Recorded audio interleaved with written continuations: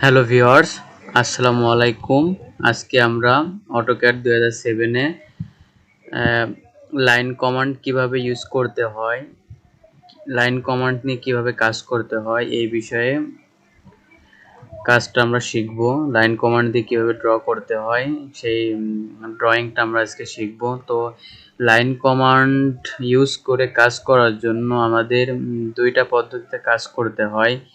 Line command নিতে হলে প্রথমে কিবোর্ড শর্টকাট কমান্ড ইউজ করেও লাইন কমান্ড নেওয়া যায় এবং এখান থেকে এই লেয়ার থেকে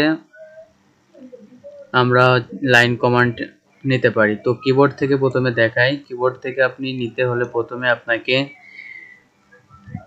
কিবোর্ড থেকে এল প্রেস করে এন্টার প্রেস করতে হবে, এটা কিবোর্ড থেকে।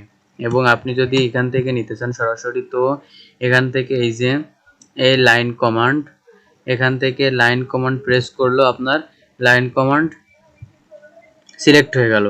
তো এখন আমরা লাইন কমান্ড কিবোর্ড থেকে আবার প্রেস করলাম এল এন্টার, লাইন কমান্ড প্রেস হয়ে গেল। এখন আমরা একটি লাইন নিব, লাইনটা আমরা এদিকে নিলাম। এখন এই লাইনটা নিব আমরা 5 ফিট।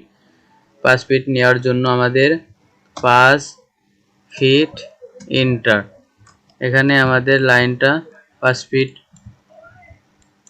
এখানে আমাদের একটা 5 ফিটের লাইন ড্র হয়ে গেল। তো 5 ফুটের লাইনটা ড্র হয়েছে কিনা এটার সত্যতা যাচাই করার জন্য আমাদের লাইনার ব্যবহার করতে হবে। লাইনার ব্যবহার করে এই লাইনের এই প্রথম বিন্দুতে ক্লিক করতে হবে এবং লাস্টের বিন্দুতে ক্লিক করতে হবে। ক্লিক করলে আমাদের শো করে দেবে যে এটা কত ফিটের লাইন। আমি 5 ফিটের লাইন ড্র করছি। আমি লাইনার নেওয়ার পরে চেক করার পরে আমি দেখছি লাইনার আমাকে এটা 5 ফিট দেখাচ্ছে, তাহলে এটা আমার সঠিকভাবে 5 ফিট ড্র করা হয়েছে।